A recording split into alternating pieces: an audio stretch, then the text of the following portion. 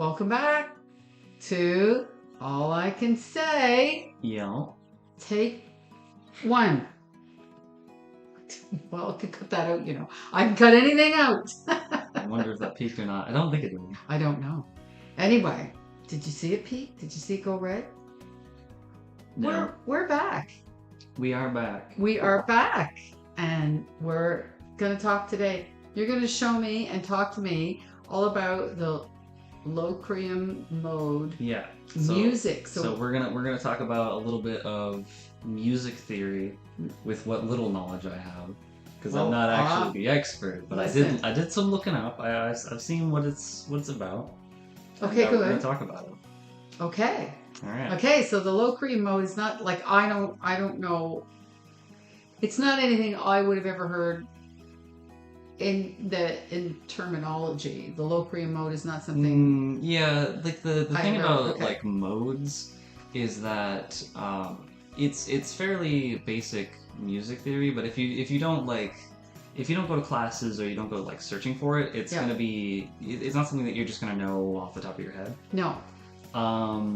But they are pretty interesting because it's basically like the different chord progressions that make up different sort of soundscapes. Yes. So there's like 7 modes, I think? I think there are 7 modes. Oh my goodness, you know more than I do. There are 7 modes. Yeah, there's like 7 modes-ish, I think. Modes-ish? Okay. And each one has a different sort of like sound to it in a way. So like some are melancholy. Yeah, the main like the first mode, I don't remember what it's called, but the point of it is that every single note in the scale, every single note in the scale is all in major. So everything is all major. Major. So it sounds very like heroic and very, very bright. Bright and happy and heroic. And then on the other end of the spectrum, which is at the very end, you have Locrian, which is what we're talking about. And the Locrian's main sound. That's why it's called Locrian. Locrian's low. Yeah. So the Locrian mode's main sound is sounding very evil, very brutish, very grungy, right? Mm-hmm. So it's all about that atmosphere and about like aggression in a way. Well, so there are times when I really do feel like that. So when you hear it in music a lot, modes are very important when it comes to writing for characters, right? So characterization through music. Okay. So modes can be very important when you're writing music for video games or movies or TV shows, where you have to sort of get the point across of what a character is like through just the score or the soundtrack. Okay. Right? Yeah. But in more contemporary music, you can still find a lot of these modes in a lot of music. Yes. And Locrian is especially popular in like metal. So like heavy metal, rock, that kind of thing. And it first came out, they called it like aggression, Right. They called it the devil music. Yeah. They wouldn't even play it on radio stations. They used to have to pirate. They would pirate radio so that they could play rock and roll. Yeah. Well, even rock and roll wasn't as devil. His heavy metal was like, woo, they didn't like that at all. Yeah. No. Yeah, no. That's... But the kids did. They liked it. Okay, for sure. Right. So the way that Locrian works is essentially like this. So the second and the 5th note in your scale that you're working with is going to be minor. And then the rest are major, I believe. Okay. That's how it works. Yeah. So the reason why this creates an evil sound is because the 2nd and the 5th, being the minor notes in the scale, is the most dissonant you can get. So it creates a lot of friction inside of the chord. The chord itself, the sound of it is yeah. So that's what creates that really like evil sound. Yes. So I do have some examples 2 of which are from video games, and then 1 is from a show. Yeah. I use these as examples particularly because it is these types of things where like you use the modes are best in those mediums. Yeah. So they're really you can see them very often in that kind of media. So we're going to use our first example, which is very, very well known, a very good, popular example of the Locrian mode. Okay. And that is at Doom's Gate from the original Doom on the PC. Was it like 97? 97? I think so. Good heavens. So Doom's Gate in 97. At Doom's Gate from Doom. At Doom's Gate. See, Doom. Alright, so... Okay. Because it's doomy. Just make sure. Alright, so we're gonna play it, and I'm gonna try and see if I can like point it out how like the second and then the fifth are really dissonant. The fifth is very easy to tell. Okay. It's very easy to tell. Alright. Okay. Alright, so we're gonna let it go. Yep.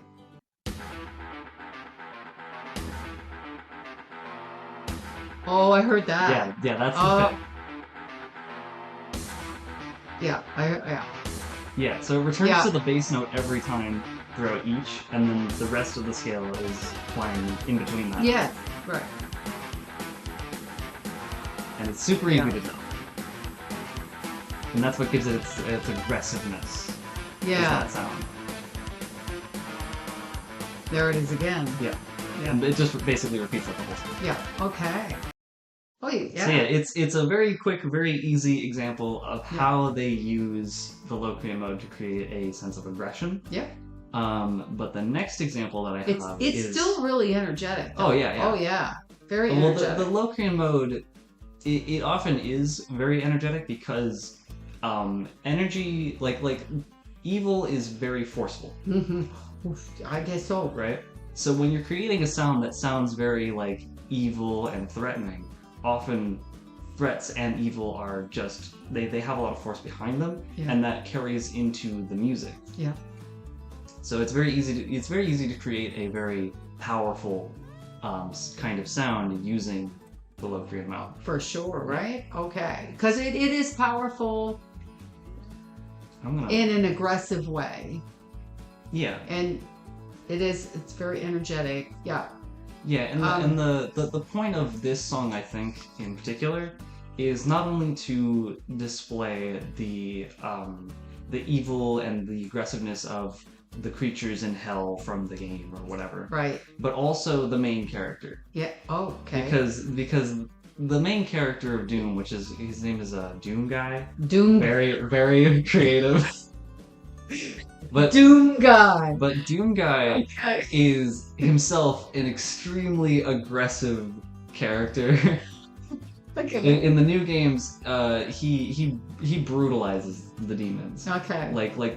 In fact, even in the score itself, one of the a lot of the things that they do for the titles of the songs is they name the songs after the fact that the demons are afraid of him. Yes. It's not the other way around. Right. So is he the hero? He's a hero. He is a hero because he's even though he's demons, Doom Guy. He's he's still doomy. Yeah. But he's a doomy hero. It both shows the listener that like the demons are evil, but also the main character is extremely aggressive. Right. So it's all aggression. But it's not. Is he more evil than they are? No. No. He's doomy. He's more brutal than that. Right? He's more brutal. But he's not as evil because he's still technically saving the world. Okay, well then he's still a hero. But he's doing it in a very blunt way. But he's really he's like slicing and dicing. A lot of shooting too. Slicing and dicing and shooting and blood, guts, and gore and the whole 9 yards. Oh yeah. Okay, all of it. So the next example that I have for the Locrian mode is taking a different approach. It is more about being atmospheric and being staying in this sort of gloomy sort of this gloomy space and making you feel it. So Yes. We're going to move on to the next example. Okay. Which is the Mines of Narsh from Final Fantasy VI. So this, I believe, is older than Doom. Oh. Even. This was on the SNES. So so the SNES is it uses MIDIs as the main sound. So they're not using... Oh, MIDIs, M-I-D-I-S. Yeah, Yes. So Doom also did that. But the SNES specifically, all it could do was sample. So every single sound that they used, they took from somewhere else. Yeah. And then used that to create their sound. Oh. So that's actually what created a lot of different sound fonts. Okay. In music, which is now a popular thing. What people will do is they'll basically write a MIDI of a song that already exists and then use a different sound font to basically turn a song into what it would sound like if it was in X game. Gotcha. That's a really popular thing too. Yeah. Yeah. I could show you one of those one day. There's this one that's particularly good that I really enjoyed. Yeah. There is a Japanese musician very similar to Takanaka, similar time frame also. Yeah. Very, very famous. Oh. He is Tatsuro Yamashita. Tatsuro Yamashita. Shita. So Tatsuro Yamashita. Tatsuro Yamashita. He has a lot of music that he has created over the years, and someone has gone through like a bunch of his albums and then recreated them if they were in Mario. And it sounds really good. It's like it's actually really well done. Do you have that? I do. I'm not going to show it today, but we'll have to show that another time. Or another time. Okay. It is funny though. You have to show the before and then the after. Yeah. For sure. Okay. All right. So this one. We're gonna move on. We're gonna move to the next one. Okay. Mines of Narsh from Final Fantasy VI. Okay. Let's do it. Let's do it.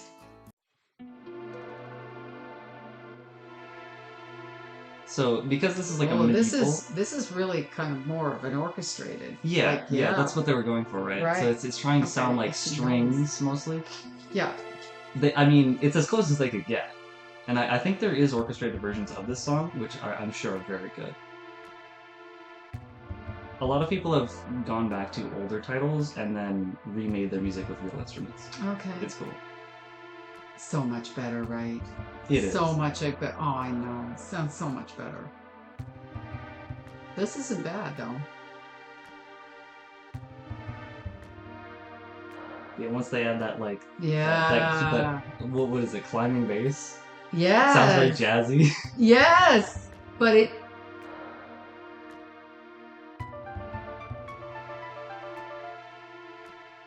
I was looking for the bass. Well, it goes like... Oh, yeah. This is... And then the That's crazy. The offbeat, like, little piano just going... Yeah. Yeah. Yeah. But yeah, the point is that this song never actually comes to a resolution at any point. So it just kind of just stays there. It meanders. In this really dingy sound. I don't find it as dingy. I mean, it's sort of... Well, geez, I really like it. So I'm going to say... It is a good composition. I like the... All of the music in this game is incredible. Like, there's a 17-minute long orchestral suite in this game. On the SNES. Crazy. And it is actually incredible. And I've seen him perform it live. He can play the song, like, legitimately. Yeah. But yeah, so that's the whole song, basically. The bass is really cool. It is really cool. Yeah. Cool. A little bit sort of moody, but it's a pleasant moody. It's not as aggressive. It's not as dissonant as the other one with that final chord. It would do a little thing and then kind of land on that final chord, and it would be like and but the whole thing is just more laid back. It's kind of actually mellow, even though it's broody though. It's kind of, but I like it. Yeah, Yeah, I could do listen to want to that. hear Yeah. the orchestral version of this. Yeah, That would be really cool. really cool. I know for a fact that they've done that orchestral suite. They've done it with an actual orchestra, Okay. and it's really something. Oh, that would be something. I do Nice. have to show you that. At Yes, some you point, do. because that song is really Yes, good. you do. But yeah, so that is. So that would be Final like Fantasy. they could use music, like they use music like that for, movies and television shows or whatever, anything like film to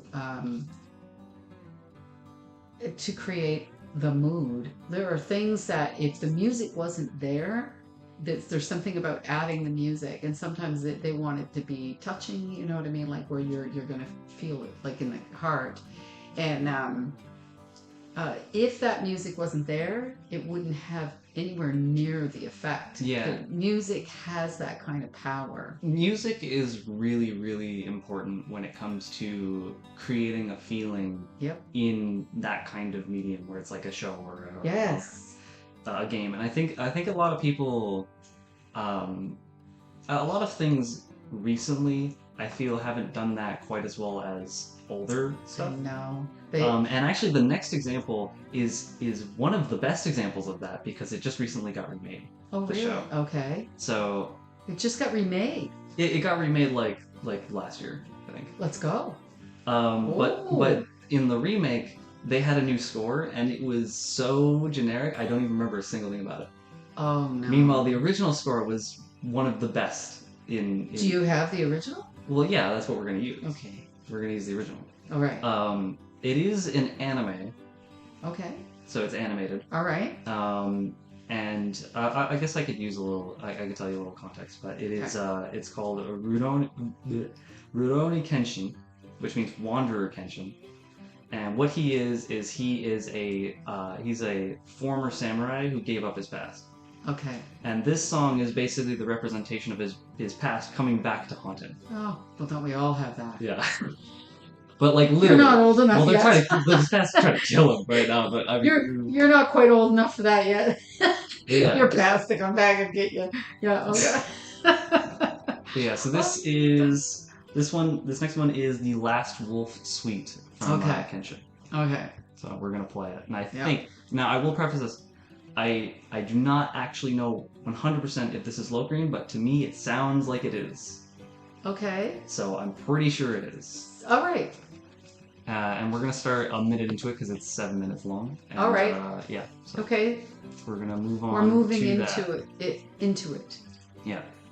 So this is it.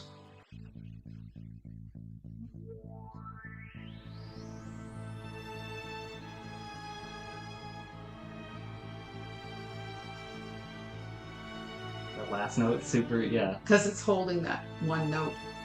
So everything else.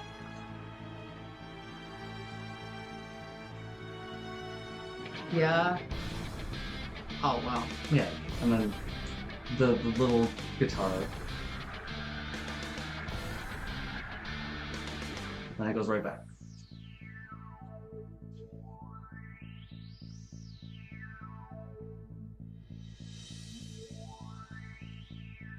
Yeah, like most of the point of this song was just to create like the atmosphere, and then it has this moments where it shoots up. Like that. Yeah. Then the energy, like the high energy. But Yeah. it's really And the reason why is because this song plays during a fight. right. Right? So the way that they structure the fight is that you have pauses, and then you have like they're attacking, and then they pause and again. then they step back. Yeah. And then they step back and they. Because it's a duel. That's right. Yeah. So the music complements it. Yeah. And I'm pretty sure It's Locrian. it's Locrian. It sounds like it is.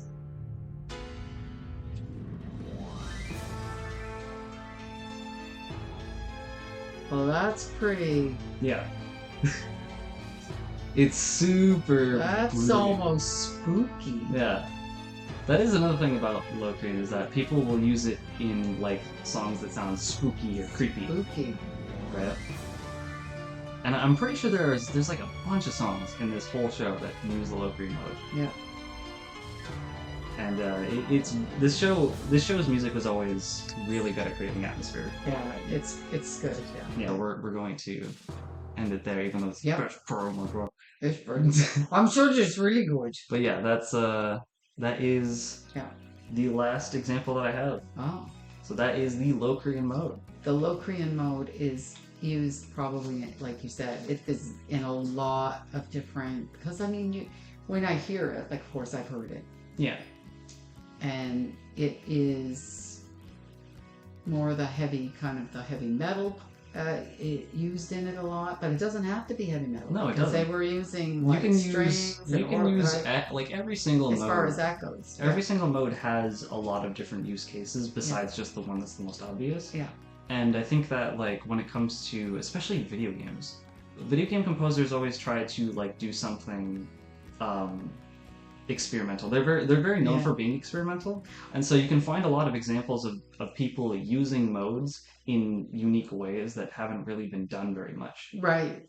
And they kind of could afford to be experimental because it was such a new thing. Yeah. And people are focused on playing the game. Yeah. So you could get away with toying around with it, which is kind most of the time the composers have free reign, right? Yeah. They can basically just do whatever they want. Yeah. So oftentimes they do, and then they create something that is entirely unique. Yes. Yeah. That does happen a lot. Yeah. I think it's pretty cool stuff myself. It is cool stuff. Locrian mode. And the next, another time we're going to bring in Tatsuro Yamashita. Cheetah and Tatsuro. Tatsuro. I don't have the S. Tatsuro Yamashita. Tatsuro Yamashita. And we're going to do a before MIDI.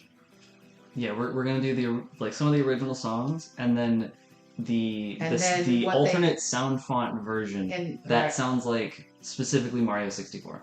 Okay. Oops. And it's really funny. There's one more thing. Oh, is there one more thing? It's not an example, but I do have some videos that I want to direct some people to. All right. So the first video that I have is How to Hear Modes by Ben Levin. That's a very good video at sort of showing you each of the different modes, how they're used, and what they sound like in a bunch of different contexts, so that you can sort of like listen to music and then be able to tell kind of which mode you're in. Yeah.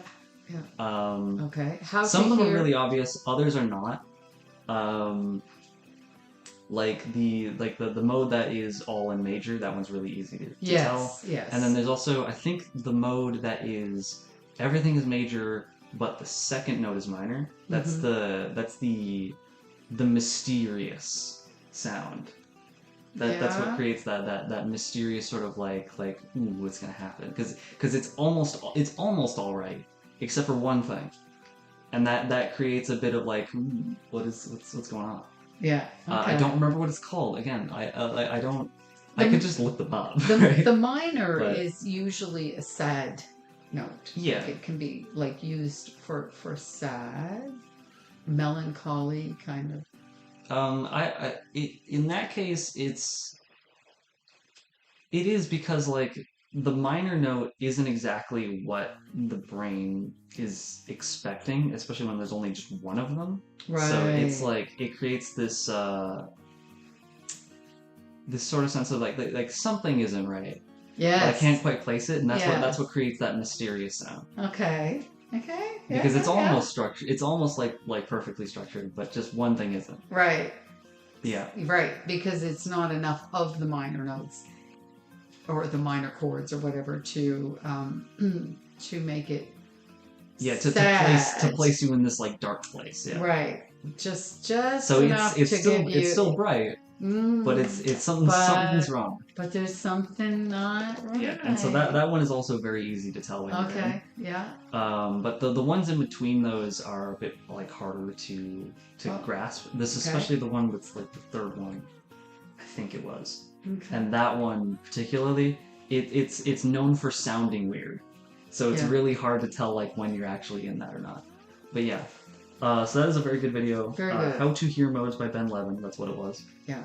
And another mode that has to do with a lot of like video games, and actually I use those two examples that I came up with Okay. as well, was Locrian Doesn't Have to Be Spooky, and that is by what's his name? 8-Bit Theory.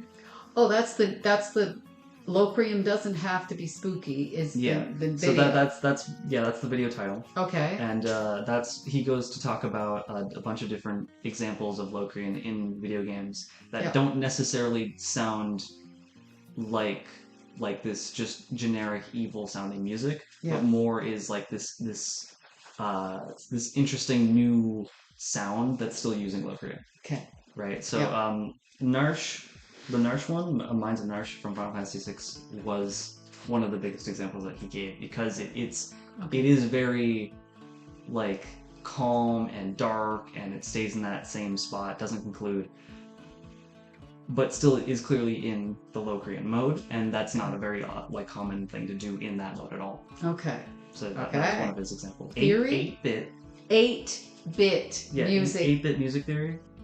Yeah, it's 8-bit music theory. That's what it is. 8-bit music theory. Yeah. And that's what you're gonna look up. So if you're interested in hearing more about the modes, he has a video on each mode and also examples of them. Okay. And then the Ben Levin one is just like one short video that shows you like a bunch of different examples. How to hear. Yeah, how to hear it. How to hear. Well, this has been very interesting. We're going to come back at some point with and do more of that. And then I think we're out. So come back and see us next time. Oh, and don't forget to like, comment, and subscribe. And check out our socials, which are in the description. All right. We'll see you next time.